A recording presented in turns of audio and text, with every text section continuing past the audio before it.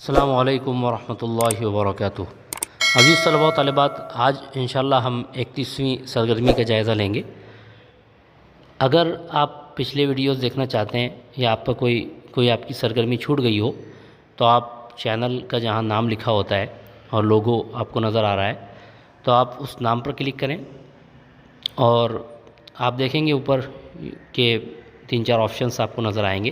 اس میں پلے لسٹ کا آپشن بھی ہے، آپ اس پہ کلک کریں اور اسٹینڈرڈ 10 برج کورس اردو جو لکھا ہوا ہے آپ وہاں سے تمام ویڈیو حاصل کر سکتے ہیں۔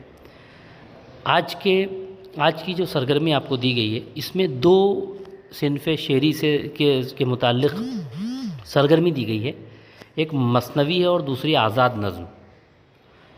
مثنوی آپ جانتے ہیں کہ جس میں طویل قصے کو بیان کیا جاتا ہے، اور آزاد نظم میں نظم ہوتی ہے جس میں ردیف قافیے کا اتنا خیال نہیں رکھا جاتا اور وزن اس کے مصرے بھی چھوٹے بڑے ہوتے ہیں۔ تو یہ دونوں اصناف کے بارے میں آج انشاءاللہ ہم معلومات حاصل کریں گے۔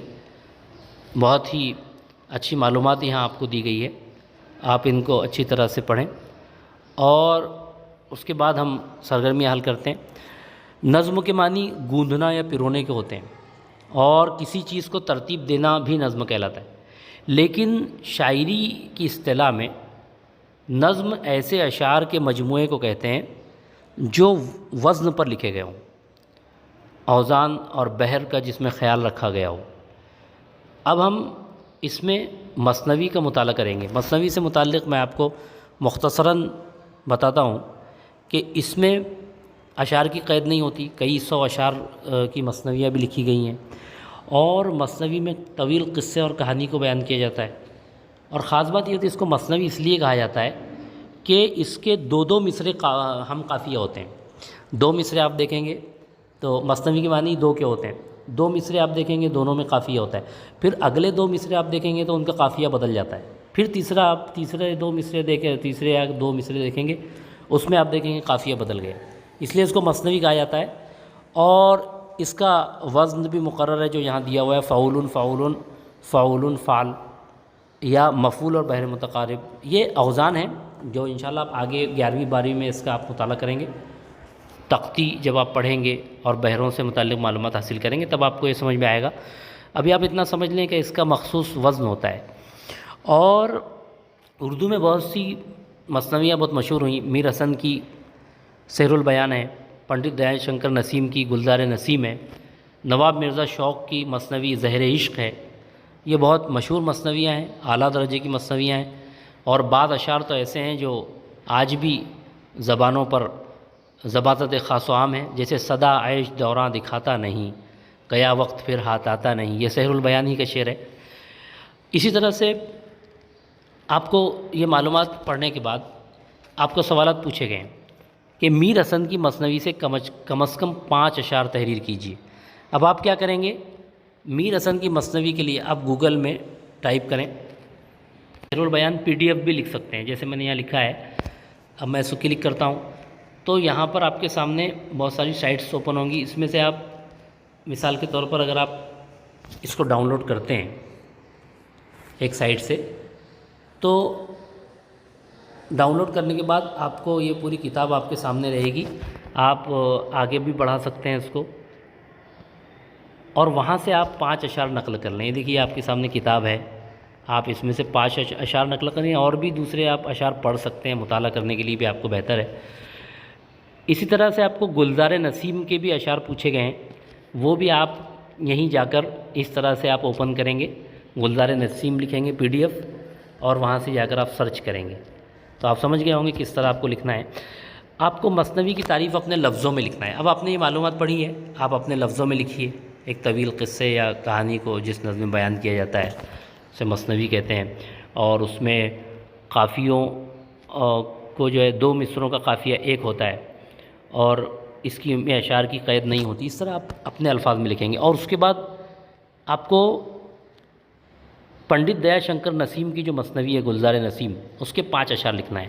تو ابھی میں نے آپ کو طریقہ بتایا، آپ جائیں گے وہاں لکھیں گے گلزار نسیم، مثنوی گلزار نسیم PDF، وہاں جا کے آپ کتاب اوپن کریں گے اور اس میں سے آپ 5 اشعار لکھیں گے، اس کے بعد آپ کو آزاد نظم کا ایک اقتباس دیا گیا ہے۔ آزاد نظم میں کیا ہوتا ہے اصل میں، مصرے چھوٹے بڑے ہوتے ہیں اور اس میں مصروں کا وزن بھی ایک جیسا نہیں ہوتا، اور اس میں قافیہ اور ردیف کا بھی اتنا خیال نہیں رکھا جاتا، تو اس کو آزاد نظم اسی لیے کہا جاتا ہے کہ وہ آزاد ہوتی ہے۔ اس کے مصرے بھی چھوٹے بڑے ہوتے ہیں، بحر کا بھی اتنا خیال نہیں رکھا جاتا، ردیف قافیوں کا بھی اتنا معاملہ نہیں رہتا۔ یہاں پر آپ کو ایک آزاد نظم دی گئی ہے فیض احمد فیض کی۔ بول کے لب آزاد ہیں تیرے، بول زباں اب تک تیری ہے، تیرا ستوں جسم ہے تیرا، بول کے جاں اب تک تیری ہے، دیکھ کے آہن گر کی دکان میں، تند ہیں شعلے سرخ ہے آہن، کھلنے لگے قفلوں کے دہانے، پھیلا ہر ایک زنجیر کا دامن، بول یہ تھوڑا وقت بہت ہے، جسم و جاں کی موت سے پہلے، جسم و زباں کی موت سے پہلے، بول کے سچ زندہ ہے اب تک، بول جو کچھ کہنا ہے کہہ لے۔ یہ آزاد نظم ہے۔ اس میں آپ دیکھ رہے ہیں کہ قافیوں کا بھی اتنا خیال نہیں رکھا گیا ہے، مصرے بھی چھوٹے بڑے ہیں، اور اس نظم کو آپ کو اچھی طرح پڑھنا ہے، اس کا خلاصہ لکھنا ہے۔ تو آپ خلاصے میں یہی لکھیں گے کہ اس میں شاعر سچ بولنے کی ترغیب دے رہا ہے، اور یہ کہہ رہا ہے کہ ابھی آپ کے پاس موقع ہے، ابھی آپ بول لیں اور سچ بولیں، اس لیے کہ آپ کے لب آزاد ہیں، آپ ابھی اپنی دل کی بات کہہ سکتے ہیں، ابھی آپ کی جان سلامت ہے، اور ابھی جو حالات سامنے آ رہے ہیں اگر آپ اس وقت نہیں بولیں گے، وقت بہت کم ہے، تو پھر آپ کو بعد میں بہت پچھتانا پڑے گا اور اس کا آپ کو خمیازہ بھگتنا پڑے گا۔ یہ ساری باتیں آپ کو اس میں خلاصے کے طور پر لکھنی ہے۔ پھر نظم پڑھتے وقت آپ نے کیا محسوس کیا بیان کیجیے۔ اب اس میں آپ کو اپنی رائے دینی کہ آپ کو کیسا لگا نظم پڑھتے وقت، تو آپ بتائیے کہ آپ کو کیسا محسوس ہوا۔ آپ لکھ سکتے ہیں کہ نظم پڑھتے وقت مجھے بہت اچھا محسوس ہوا کہ شاعر نے اس میں سچ بولنے کی بڑے اچھے انداز سے ترغیب دی ہے، اور خاص طور سے آج کے دور میں اس نظم کی اہمیت بہت بڑھ جاتی ہے، جبکہ سچ بولنا اپنے ہاتھ پر ہتھیلی پر انگارہ لینے کے برابر ہے، تو اس وقت اس نظم کی اہمیت اور زیادہ بڑھ جاتی ہے۔ اور اس میں آپ کو اقتباس کی روشنی میں نظم کے آغاز و ارتقاء پر روشنی ڈالی، یعنی جو اقتباس آپ کو دیا گیا یہ اس میں نظم کی شروع ہوا، تو آپ اس کی ابتدا 19ویں صدی میں فرانس سے ہوئی، یہاں پر دیا ہوا ہے، اس کے شعراء کے نام بھی دیے گئے ہیں۔ تو اس طرح سے آپ یہاں پر یہ پورا یہاں سے پیراگراف لکھ لیں گے، اس کی ابتدا سے لے کر آخر تک آپ لکھ لیں اس میں۔ اس کے بعد آپ کو آؤ مشکرے میں شہزادہ بے نظیر کی ولادت مثنوی کا ایک حصہ تلاش کر کے لکھیے۔ اب اس کے لیے آپ کو وہی کرنا پڑے گا، جیسے میں نے آپ کو بتایا کہ یہ مثنوی آپ پہلے جو سحر البیان ہے اس کو آپ پہلے وہاں پہ گوگل میں PDF لکھیں، اور پھر اس کے بعد سرچ کرنے کے بعد آپ شہزادہ بے نظیر والا حصہ، بے نظیر کی ولادت والا حصہ نکالیں۔ آپ پہلے فہرست اگر دی ہوئی ہے تو اس کو دیکھ لیں، یا پھر اس میں تلاش کریں اور اس کا مطالعہ کرنا ہے آپ کو۔ بے نظیر کی ولادت، شہزادہ بے نظیر کی ولادت کا صرف مطالعہ کرنا ہے، یہاں لکھنا نہیں۔ اور یہ آپ کو آؤ تخیلاتی بنے میں احمد فراز کی ایک آزاد نظم تلاش کرنا ہے۔ تو اس کے لیے آپ کیا کریں گے، آپ گوگل میں ٹائپ کریں گے احمد فراز کی نظمیں، اور ان نظموں کو آپ دیکھیں گے، اس میں بہت سی نظمیں ایسی ہوں گی جو پابند نظمیں ہوں گی، آزاد نہیں ہوں گی۔ آپ ایسی نظمیں تلاش کریں احمد فراز کی جس میں مصرے چھوٹے بڑے ہیں، وہ نظم تلاش کیجیے آپ، وہ آزاد نظم ہے، اور اس کے بعد آپ اس کو اپنی کاپی میں نوٹ کیجیے اور ان کی شاعری کا بھی مطالعہ کیجیے احمد فراز کی۔ بہت بہت شکریہ۔ السلام علیکم ورحمۃ اللہ وبرکاتہ۔